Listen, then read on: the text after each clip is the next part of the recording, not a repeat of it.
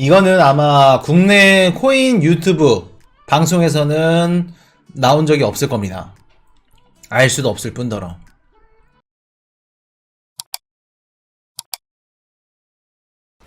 오늘 코인 가격이 빠진 이유 브리핑 한번 해드릴게요. 자, 비트코인 실버게이트 보고서 미제출 파장의 약세 보시면 실버게이트가 연례 보고서를 제출하지 못했다, 경영난을 겪고 있다 라는데, 우리 뭐라 그럴까, 코인이슈 영상 보신 분들은 실버게이트 은행이 어떤 은행인지 다들 알고 계실 겁니다. 근데 이제 모르신 분들이 계실까봐 한 가지 말씀을 드리면, 일단 미국의 암호화폐 거래소들이 많죠. 뭐 로빈후드도 있고, 또 뭐 우리 또 제미니도 있고, 코인베이스, 또 뭐 FTS도 있었고, 뭐 크라켄도 있고, 다양한 암호화폐 거래소들, 그리고 블록파이, 뭐 셀시우스, 뭐 넥소, 암호화폐 대출 플랫폼들이 있죠. VC들도 있고. 얘네들이 갖고 있는 암호화폐 코인을 관리해주는 실버게이트, 미국 증시에 상장이 되어 있습니다. 얘네 실버게이트 은행에서 얘네들의 암호화폐를 커스터디, 수탁해주는 은행이 실버게이트 은행입니다. 그러니까 진짜 디지털 자산, 암호화폐 자산들만 운용을 해주는 실제 은행들. 얘네가 그나마 미국에서 그 암호화폐를 관리해주는 커스터디 라이센스를 그나마 좀 자격이 있다. 취득할 수 있고, 뭐 취득한다고 치면은 없지만 제대로 된 규정이 자격이 있는 은행 중에 하나가 실버게이트입니다. 근데 얘네들이 최근 들어서 휘청휘청 됐죠. 왜 휘청됐냐면 FTX가 파산되고 나서 그 이후로 얘네들도 뭐 알라메다 리서치도 그렇고 FTX 관련 자금들을 얘네들이 갖고 있었는데, 어떻게 돼요? 당연히 FTS랑 협력하고 뭐하고 일하고 다 연결되어 있다 보니까 당연히 얘네들까지 타격이 있는 겁니다. FTX 터졌지, 루나 터졌지, 미국인들은 어떻게 해요? 야, 실버게이트 터지는 거 아니야? 실버게이트에 예치되어 있는 자금들을 싹 다 빼버려. 은행에 예치되어 있는 자금들을 한순간에 싹 다 빼면 뭐가 일어나요? 뱅크런이 일어나죠. 그 가능성까지 나오면서 실버게이트가 지금 흔들리고 있었죠. 안 그래도. 근데 웃긴 게 참 웃겨. 코인이슈가 1월 달에 상승했을 때 단기적으로 분석을 해드리면서 도지코인, 시바이누 코인, 이런 밈코인들이 오르면 어떤 때다? 라는 말씀 드렸었죠. AMC, 이런 밈 주식들, 얘네들이 상승을 하면 어떻게 해요? 상승의 끝자락 이러면서 이 상승은 일시적이라는 말씀을 드렸죠. 그때 상승을 했던 게 실버게이트, 얘네들도 미친듯이 상승했습니다. 근데 오늘 떨어진 걸 봤더니 이건 비트코인보다 변동성이 더 심합니다. 자, 보이시죠? 보시면 마이너스 48%, 50% 넘었어요. 요거 찍힌 게 마이너스 48%고, 미국 주식이 이게 뭐 한 달, 1년이 아니라 하루에 마이너스 48%. 1월달 주식 코인이 일시적이다 상승은 말씀을 드렸고 분석을 해드렸고, 그런 것들이 이제 증명이 되죠. 쭉 빠집니다. 보시면 원래 그 실버게이트 얘네들이 SEC한테 이제 그 뭐라 그럴까, 한 회 연례 보고서를 제출합니다. 기업들이 이제 SEC한테 우리가 수익성이 어떻고요, 우리가 어떻게 돈을 뭐 불렸고요, 누구랑 이렇게 비즈니스를 하고 있고요, 관련돼서 내용을 정리를 해서 연례 보고서라는 걸 냅니다. 제출을 해요. 근데 실버게이트가 SEC한테 뭐라고 얘기를 했냐면, 우리 3월 16일까지 연례 보고서 제출 못합니다. 회계 연도에 대해서 보고서를 제출할 수 없을 것 같습니다 라고 했더니, 실버게이트 고객들이 어떻게 돼요? 야, 저 뭐 문제 있는 거다. FTX처럼 또 뭐가 문제가 있겠구나. 야, 얼마 전에 그레이스케일 또 제네시스 대출 플랫폼 얘네들처럼 파산되는 거 아니냐? 뱅크런을 우려하죠. 그러면서 SEC 입장에서는 너네 은행 규제 기관의 조사라던가 의회나 조사 및 뭐 법무부 조사 시작할 거야. 언론들이 쭉 나오니까 어떻게 돼요? 실버게이트 하루 만에 마이너스 48%, 50% 가까이 폭락합니다. 근데 이 실버게이트랑 연관되어 있는 기업들이 누구냐면, 아까도 말씀드렸듯이 뭐 코인베이스, 크립토닷컴, 제미니, 비트스트맨, 그리고 USDC를 발행하는 서클사, 그리고 BUSD를 발행하는 팍소스, 뭐 갤럭시 디지털, 이런 애들. 그렇기 때문에 우리 암호화폐 시장까지 쭉 빠지는 겁니다. 영향을 줘서. 그러고 나서 언론들이 뭐를 얘기하냐면 실버게이트 은행이 알라메다 리서치랑 연관이 있다. 그리고 BUSD를 발행하는 팍소스, 바이낸스와도 영향이 연관되어 있다. 라는 뭐 아직 확인되지 않은 기사니까 버드 기사로 할게요. 버드 기사들이 쭉 나오면서 주가가 더 폭락을 했죠. 자, 그러면 실버게이트 얘네들이 연례 보고서를 왜 제출하는 걸 연기했을까? 문제가 있으니까 연기. 아마도 이제 나올 겁니다. 이제 추후에 나올 건데 아마도 FTX나 알라메다나 이런 시중에 있는 암호화폐 거래소들과 커넥션이라던가 이런 문제가 있지 않았을까. 그리고 수익성 부분에 있어서도 문제가 있지 않았을까. 그리고 가장 유력한 게 뭐냐면 스테이블 코인. 팍소스가 BUSD를 발행했죠. 근데 얼마 전에 팍소스 BUSD를 쭉 규제를 하기 시작합니다. 그 팍소스와도 연관성이 있지 않았을까. 그렇기 때문에 지금 이러한 우리가 알 수 없어. 알 수는 없고 이러한 문제들 때문에 지금 시장이 얼어 있는데, 자, 한 가지 말씀을 드려볼게요. 이거는 아마 국내 코인 유튜브 방송에서는 나온 적이 없을 겁니다. 알 수도 없을 뿐더러. 코인 이슈가 또 지인 중에 뭐 우리 미국 아는 형님, 또 월가 쪽에 또 몸담고 계시는 형님들도 있고 해서 말씀을 여쭤보고 이제 얘기를 전에 들은 바에 말씀을 드리면, 작년 12월 달에도 SEC 측에서 우리 로빈후드 거래소에 소환장을 발부했다고 합니다. 그래서 이제 소환장을 발부한 그 이유가 뭐냐면, 너네 어떻게 운영을 했고 어떻게 자금을 굴리고 스테이블코인을 어떻게 하는지 그거 관련해서 소환을 했다 그래요. 그리고 지금 미국 정부나 SEC나 규제 기관들이 미국 암호화폐 거래소 그리고 블록파이면은 그 셀시우스 같은 대출 플랫폼 이런 애들을 쥐잡듯이 잡기 시작했다고 합니다. 우리가 알고 있고 우리가 기사로 접하는 것보다 더 디테일하고 더 세게. 자, 그러면 코인 이슈님, 우리 암호화폐 시장 폭락하나요? 우리 코인 빠지나요? 그 정도는 아니고, 그 정도는 아니고. 그렇기 때문에 지금 가장 강력하게 잡는 게 뭐냐면 스테이블 코인. 요거 잡고 있다고 합니다. 그렇기 때문에 단기적으로 봤을 때는 이러한 움직임이나 이런 규제들 이런 것들이 우리 코인 시장의 상방을 막아주는 거예요. 코인 이슈가 항상 기다리세요 말씀드리죠. 코인 이슈 이거 폭등하면 어떡하나요? 비트코인 8천만 원 가면 어떡하나요? 못 주었는데 걱정하지 마시라는 말씀 드렸죠. 크게 못 올라갑니다. 비트코인 막 4천, 5천, 막 6천 못 올라가요. 상방이 막혀 있다. 걱정하실 필요 없다. 우리가 조정 나오고 아래에서만 주우면 걱정할 거 없다. 말씀드린 이유고. 그리고 미국이 규제를 들어간다는 건 장기적으로 봤을 때는 뭘까? 단기적으로 봤을 때는 하락이죠. 근데 장기적으로 봤을 때는 뭘까? 자, 내가 미국 정부야. 미국 정부고 미국 정부도 눈이 있어. 근데 그 지금 딱 봤더니 우리가 금리를 들어 올리니까 중국이 막 힘들대. 수출도 떨어지고 막 곡소리가 나와. 부동산 시장이 막 무너질라 그랬는데 부동산 개발 회사들 달러와 부채들 막 급증하니까 막 휘청휘청 거려. 어라? 근데 얘네들이 봐라.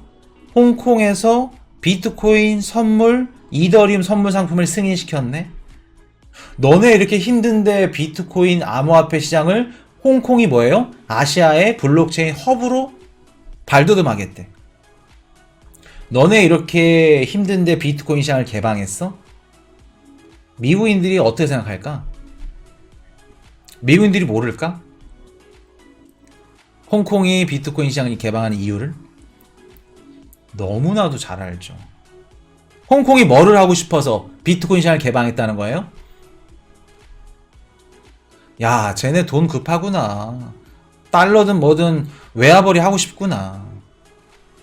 자, 그러면 미국 입장에서 이렇게 수많은 외화를 벌 수도 있고, 그리고 연준은 뭘 해요? 달러를 발행하죠. 달러를 발행합니다. 그러면 앞으로 미국은 달러를 발행하면서 수많은 달러를 발행해도 가치가 떨어지지 않는다고 하면 어떻게 될까? 연준이 달러를 미친 듯이 찍어. 근데 그 달러들이 막 시장에 다 돌아다녀. 100개를 찍었고 또 다음 년도 100개 더 찍었어. 200개가 돌아다녀. 달러의 가치는 어떻게 될까? 가치는 떨어집니다. 근데 100개를 찍어도 달러가 잠겨 있어. 200개를 찍어도 달러가 잠겨 있어. 300개, 500개, 1000개, 10,000개를 찍어도 달러가 잠겨 있어. 그러면 2021년도에 이더리움 가격이 500만 원까지 갔습니다. 갈 수 있었던 이유가 뭘까? 이더리움 가격이. 이더리움이 예치된 풀에, 스테이킹 풀에 잠겨 있었죠. 잠겨 있었습니다. 그리고 그때 당시에 우리 물론 공급량이 소각량을 어떻게 해요? 못 따라갔죠.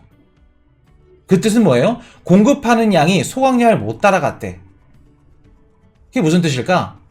이더리움을 미친 듯이 찍어내도 소각되는 양이 더 많아. 그리고 기존에 갖고 있는 이더리움은 스테이킹, 예치되어 있어. 그럼 예치되어 있는 거는 시장의 이더리움 개수로 쳐줘요, 안 쳐줘요? 안 쳐주죠. 그러면 이더리움을 미친 듯이 찍어도 소각되거나 예치되어 있거나 그러면 이더리움의 가치는 100만원이었던 게 200만원, 300만원, 400만원, 500만원까지 가는 겁니다. 그러면 달러 가치로 한번 말씀드려볼게요. 달러는 환율을 우리 그 법정 화폐 가치는 상대적이기 때문에 이더리움 가격처럼 막 500만원, 600만원 갈 수 없습니다. 대신 단 달러를 미친 듯이 찍어내도 그 가치가 떨어지지 않는다면 연준은 어떻게 될까? 연준은 IMF가 구제금융 딱 들어가죠. 달러 빌려줍니다. 근데 IMF가 수많은 달러를 빌려주면 빌려줄수록 누구한테 이득이다? 이자는 누가 받아요? IMF 이퀄 미국이죠. 미국이 최대 주주입니다. 미국이 이자를 받아가는 구조예요. 그러면 연준이 됐든 IMF가 됐든 미친 듯이 달러를 찍어서 전 세계 사람들, 국가들, 기업들이 달러를 많이 쓸 수 있게끔 설계를 해줘야 돼. 달러 구조 자체가.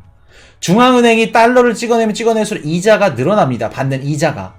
그러면 중앙은행 입장에서는 이 수많은 달러의 가치를 지켜낼 수 있는 스테이킹 풀이라던가 소각장이나 요 두 가지가 필요해. 근데 미국은 달러를 미친 듯이 찍어내도 가치를 떨어지지 않을 수 있게끔 하는 소각장 역할로 할 수 있는 게 이미 존재해. 봐버렸어. 이게 누구예요? 우리가 알고 있는 지금 투자하고 있는 암호화폐 시장, 그리고 메타버스, 그리고 NFT. 이 세 가지가 맞물리면서 지금 돌아가죠. 미국의 기업들이며 미국 정부며 메타버스, NFT, 암호화폐 시장 규제를 얘기를 앞에서 막 센 얘기를 하면서 규제를 실질적으로 안 합니다. 말들 하죠. 산업 활성화를 시킨다. 근데 그게 산업 활성화를 시키는 걸까? 아니죠. 지네들이 득이 되는 게 없으면 시킬 필요가 없겠죠. 달러를 미친 듯이 찍어내고 암호화폐를 하는 기업들, 얘네들을 뭘로 묶어요? 미국 국채로 묶어버립니다. 내가 사업을 하고 싶어? 내가 라이센스를 취득하고 싶어? 그러면 기준이 있어. 그게 뭐예요? 미국 국채를 보유하는 거예요.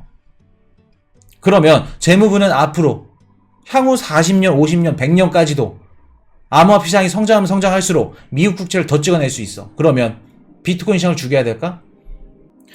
홍콩이 이렇게 힘들고 외환벌이가 안 되는 비트코인 시장을 개방해서 돈을 벌려고 하네? 미국이 그걸 모를까?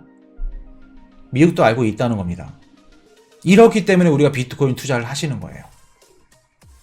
자, 비트코인을 처음에 만들었을 때 2008년도 리먼 사태 딱 터지고 나서 야, 더 이상 못 믿겠다. 새로운 화폐, 새로운 통화를 만들자. 그렇게 해서 만들어진 게 비트코인입니다. 근데 비트코인은 애초에 설계상 가격이 올라갈 수밖에 없는 구조로 만들어졌어요. 전 세계에 아무리 때려 죽어도 2100만 개밖에 없습니다. 근데 2100만 개밖에 없는데 이거를 잃어버리거나 아니면 이걸 갖고 뭐 콜드월렛에 담았는데 그 사망을 했어. 그 사람이. 이거 키도 몰라. 그럼 없어지는 거예요. 그렇게 없어진 게 지금 수량으로 따지면 200만 개가 넘습니다. 가뜩이나 2100만 개밖에 없는데 그중에 200만 개, 그리고 아직 채굴 안 된 것까지도 있죠.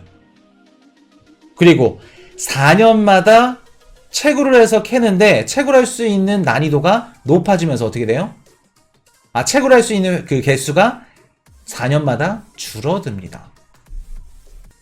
쉽게 말해서 올해 내가 4개 채굴했으면 내년에는 2개, 내후년 4년 뒤에는 2개, 또 4년 뒤에는 또 반으로 줄고 50%씩 계속. 그러면 비트코인은 아예 애초에 태어났을 때부터 가격이 올라갈 수밖에 없는 구조라면 왜 이거를 알면서도 돈을 못 버나요, 코인이슈님? 이거 다 알고 있으면 다 돈 벌죠, 코인이슈님. 웬만한 분들은 알고 계실 겁니다, 비트코인 투자하시는 분들은. 근데 알아도 돈을 못 벌어. 왜? 의심하니까. 비트코인을 설계한 설계상 가격이 올라갈 수밖에 없는 구조라는 걸 의심하는 거니까. 이런 것들을, 이런 내용들을 어디 방송에서 못 듣지, 코인 방송에서. 그냥 차트 긋고 위믹스가 어떻고 무슨 코인이 어떻고 보라 코인이 어떻고 막 급등하고 막 급락하고 이런 코인들 다루니까 그런 알트 코인들 보고 있죠. 그러니까 또 돈을 더 못 버는 거고. 우리가 의심하고 못 믿고, 이것도 어떻게 보면 이해가 돼. 왜? 처음부터 코인 이슈 방송을 못 봤거든. 그냥 알트코인 막 단타 치고 뭐 하고 그런 방송들을 보면서 저 코인에 대해서 막 믿음이 들어가고 막 세력 시그널이 들어가고 그러다 보니까 당연히 비트코인도 못 믿지. 똑같은 놈들 중에 하나라고 생각하겠지. 근데 다르다는 겁니다. 다르다는 거예요. 설계상 태어났을 때부터 가격이 올라갈 수밖에 없는 구조다. 그러면 어차피 가격이 오늘보다 내일이 더 비쌀 거고, 내일보다 내년이 더 비쌀 거고, 내년보다 내후년이 더 비쌀 걸 알아.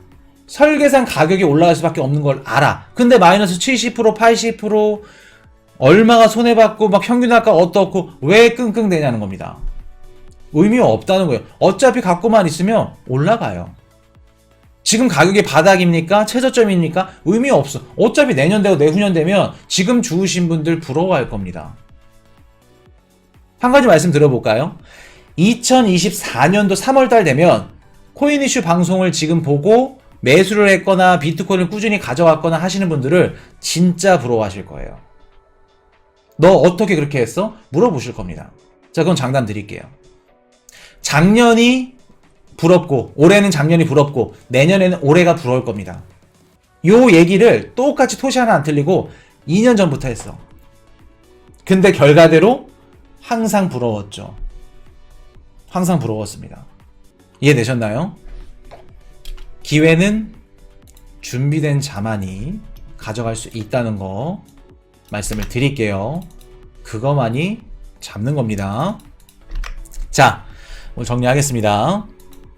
비트코인은 설계상 가격이 올라갈 수밖에 없는 구조이다.